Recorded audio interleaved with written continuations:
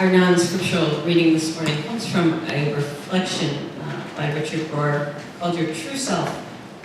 This was published, I guess, if you will, on December 15th, 2016. He begins with a quote by Alan Watts, which says, "Union with God is the primary and most unavoidable reality of our lives. The true self is who you are because of the divine indwelling, the Holy Spirit living within you.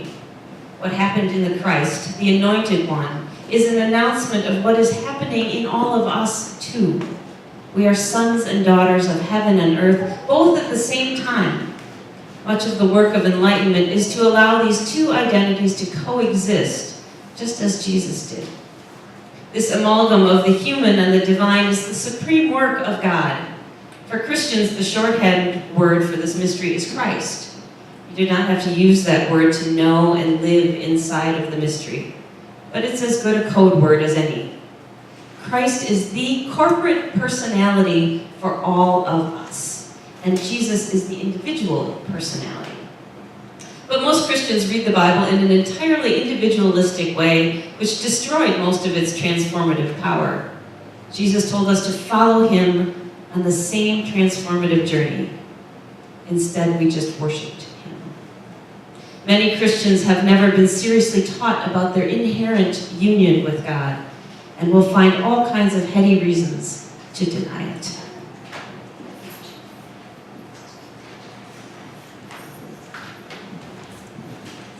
Today's reading is from John chapter 15, verses 1 through 5. I am the true vine, and my Abba is the vine grower, who cuts off every branch in me that doesn't bear fruit, but prunes the fruitful ones to increase their yield.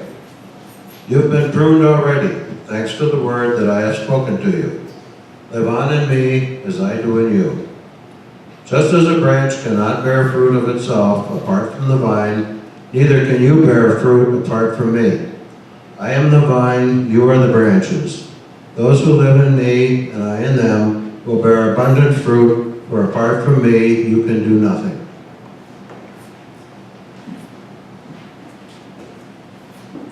Would you pray with me?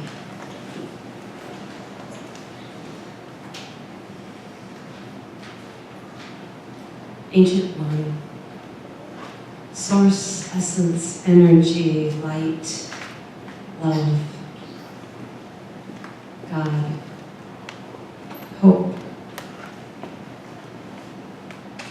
Let us feel you and know you in a deeper way this morning, so that your light will be known as our light, and that we will shine forth with you this morning and in the days to come. May the words of my mouth, the meditations of each of our hearts be filled with this light and insight and wisdom. Amen. So I'm going to read part of that Richard Rohr quote again, just to make sure y'all got it, okay? So then we're going to go from here. But most Christians read the Bible in an entirely individualistic way, which destroyed most of its transformative power. Jesus told us to follow him on the same transformative journey. Instead, we just worshiped him. Many Christians have never been seriously taught about their inherent union with God.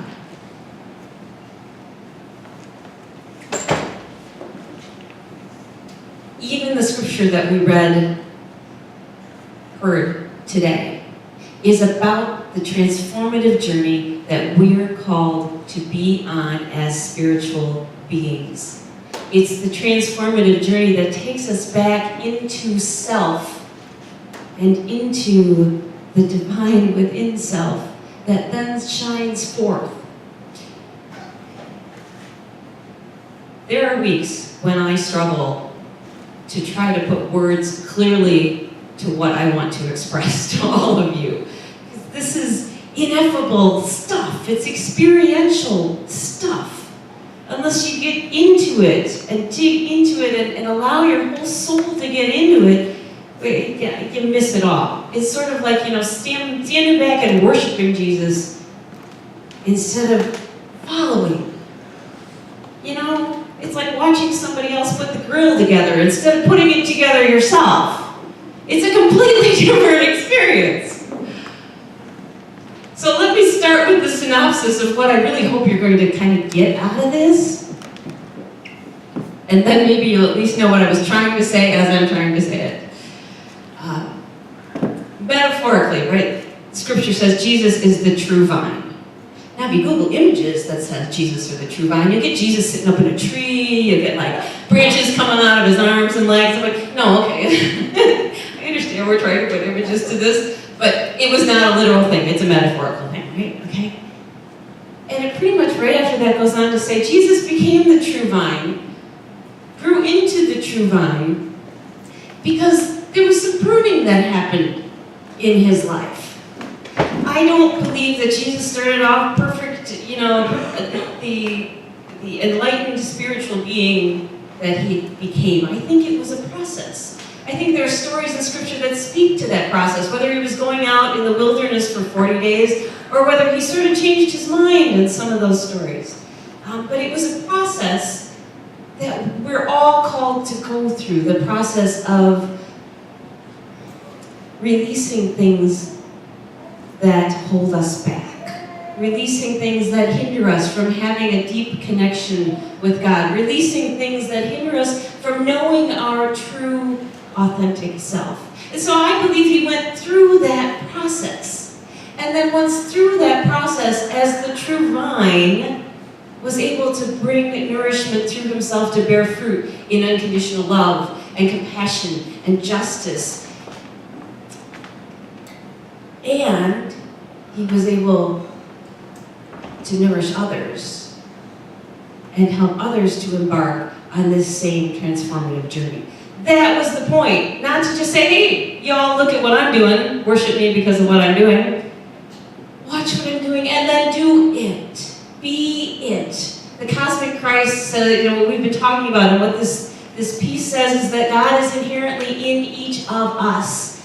We just haven't been told it often enough, because worshiping is a whole lot easier than trying to be like Jesus was. But if Jesus was the true vine, we too have the ability to be that vine that bears fruit and nourishes others. If perhaps we could do some of the same things, which is a little bit of pruning, a little bit of releasing of those things that hinder us and hold us back. Our baggage, our past wounds, our anger, our guilt, our shame, sometimes our busyness, where we don't create the space to connect. And I know all of this is really, really difficult, and some of it's really difficult because if you're anything like me, that word prune it just kind of grates at you. Really don't like that word prune. I don't like it when it comes to gardening either. Because it kind of says I have to cut off something that's still living. Pretty sure the things in my life that I have to cut off are still living are not healthy for me. Thinning is another word I don't like because it requires pulling out poor little plants that haven't had a chance to grow and live yet. But let me tell you about my peach tree story. Okay? In our old house, we had a couple of peach trees. They were really, really good peach trees. And a couple of years ago, we had this bumper crop of blossoms, and then all of these little tiny peaches were there. I'm thinking, we are going to get the best crop of peaches ever. And this tree is just laden with all of these peaches. And then one morning, I went out, and the top of the trunk had torn off. And I felt so bad for my peach tree. Had I thought about its capabilities, its limitations, what it could really handle, I wouldn't have felt so bad about maybe pulling off some of those little baby peaches that hadn't had a chance to grow yet. And given all of the rest of them a chance to come to maturity, for the tree to be healthy. And if I pruned the branches in the right way, if I paid attention to keeping that tree nourished and connected in the way it needed to be. So, while I don't like the words, I have come to understand the importance of pruning and thinning in a healthy life. The importance of pruning and thinning and making space to grow. The space to be nourished. Did any of you watch Madam Secretary? Anybody? A couple people? It's like one of 3 shows that I watch. It's on Sunday evenings.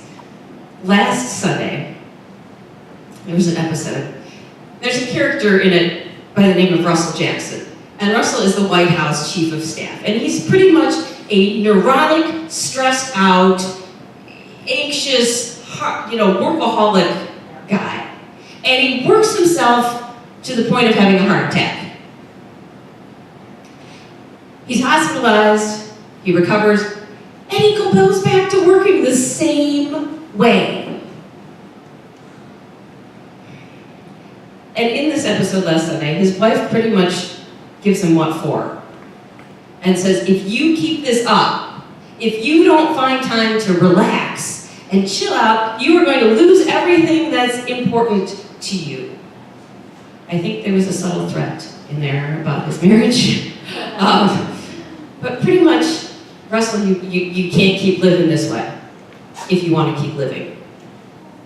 And he grumbles about it. He's kind of this gruff, grumbly kind of old guy.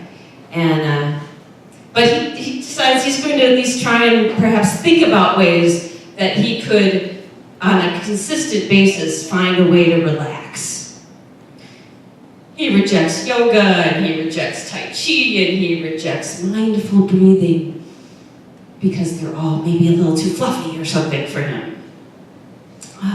And then it's suggested that perhaps because he's running himself ragged, he's not giving himself the time and the space to ask the big questions in life.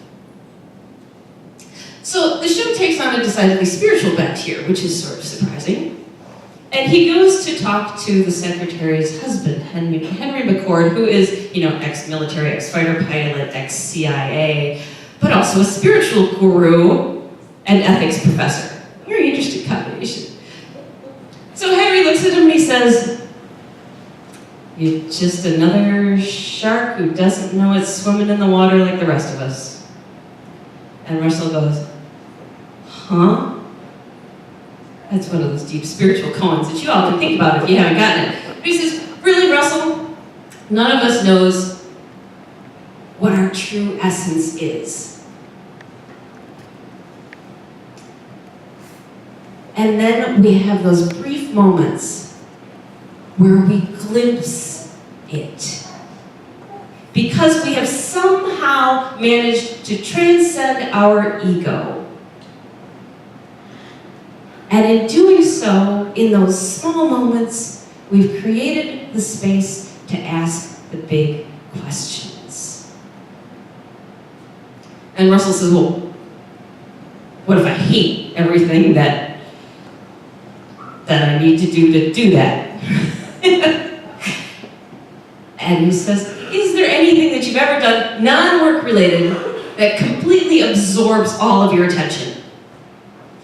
And he thinks for a minute and he says, "Well, I used to build model airplanes as a kid." And Henry says, "Well, what did you like about building model airplanes?" He says, "Well, it was organized and it was precise and you had to have the right tools and you had all of the pieces and you laid them out and you could see the big picture, and said if you stuck with it long enough, you knew that the image in your head would become the image on the table." And Henry says, "Well, why don't you build model airplanes anymore?" He says, "I'm a grown man with a job." He said, "What are you trying to tell me, that I can find God in a model airplane?" And Henry says, well, it's as good a place as any to start. I'm thinking, wow, that was pretty deep for a Sunday night TV series. But it says the same thing, that we have to make the space to be connected. We have to make the space and the time to be nourished. It said that Russell somehow got disconnected from his source and disconnected from self at the same time. And was getting sucked up into all kinds of things that his ego was demanding he get sucked up into. No, I have to work harder because this is how I find my, this is how I'm recognized, and this is how I find my worth. Think of the ego voices that suck us into things. I mean, what do they suck us into? That distract us from our source and ourself. What do your voices say that pull you away? Anybody? This has to be done. We have to do this. We need to do more. What else do we get sucked into? No one else can do it. What? Obligation. We have to do this. What about emotionally? What do we get sucked into? Do we ever get other people's problems, people's drama? How about our past wounds that sneak up and slap us in the face? Our baggage that we carry around. The things we can't let go of that keep us distracted from seeing the big picture and asking the big questions and really being focused and knowing who we are and who we're connected to. So, in order to do the pruning of some of those things that are not serving us well, that are keeping us disconnected from the true vine, it means intentionally paying attention to what's distracting us, naming it, and then seeking a way to let it go and release it, which we don't like to do sometimes because we get caught up in those emotions, and somehow they feed us, even if it's in a negative way. They feel so important and so critical to our very selves, the anger or the righteousness or the hurt or the whatever it is, the busyness that gives us worth. We can't let it go. So Julie and I have had a little bit of drama in our lives in the last 6 weeks.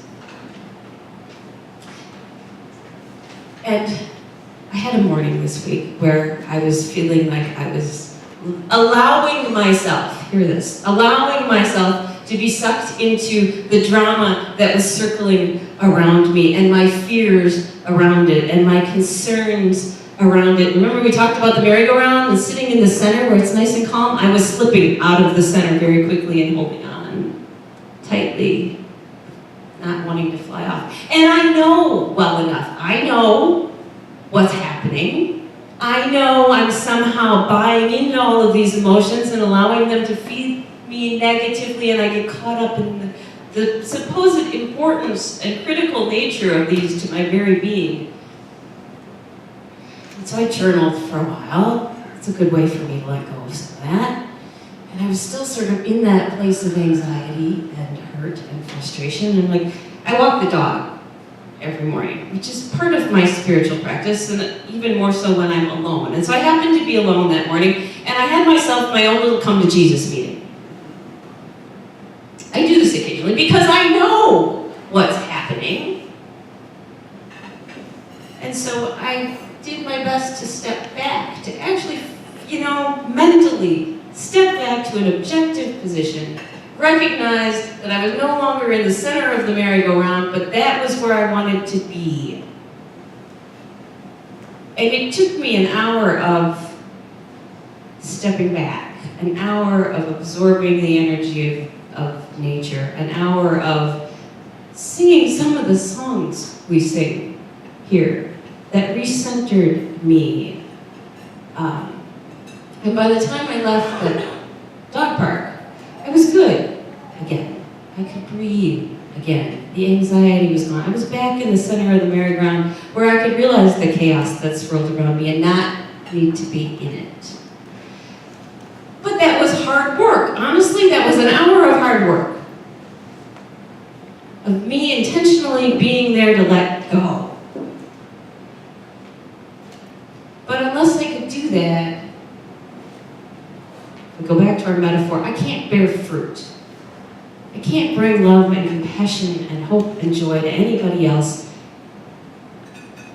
nor can I help anybody else, perhaps, to embark on the same path. Let me tell you one more story.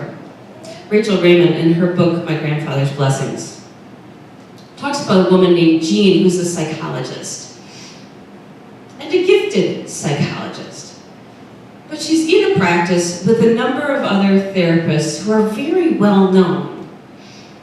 And she sort of is perhaps a little unsure of her own ability. But so she's happy to take sort of what these other psychologists will give her as far as referrals. You know, the scraps from the master's table kind of thing. She had the smallest office in the group. She was the only one without her name on the door. And yet she was a gifted therapist, albeit she was a little bit shy. She was perhaps a little bit hesitant with her words, sometimes a little bit apologetic at times, and occasionally she was just a little bit clumsy, which was very endearing in its own way, and her clients loved her. Well, she was in that practice for a couple of years, never really having a full practice, when she saw Rachel at lunch one day and she said, you know, I've decided to switch offices, and I'm moving somewhere else. And Rachel asked her why, and she said, because they're not handicap accessible. She kind of looked surprised and gave her, one of those questioning looks. And Jean said, there's something I haven't told you or anybody else. So when I was young, I had a very severe stroke, and I was not expected to live.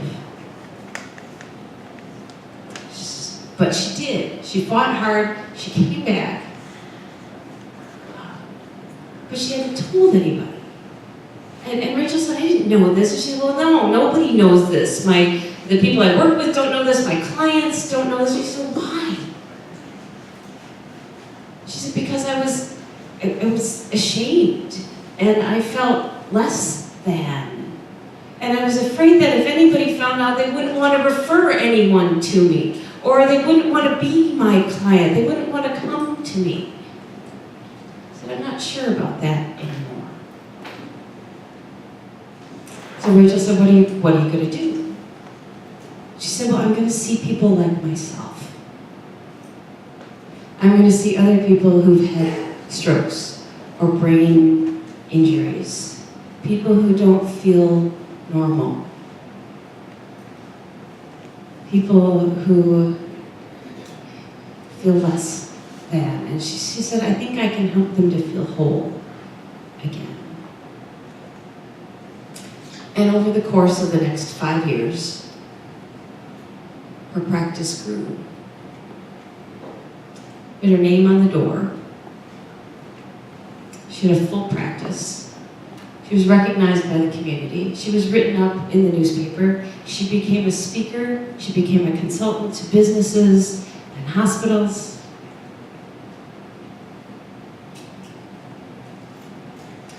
So what happened?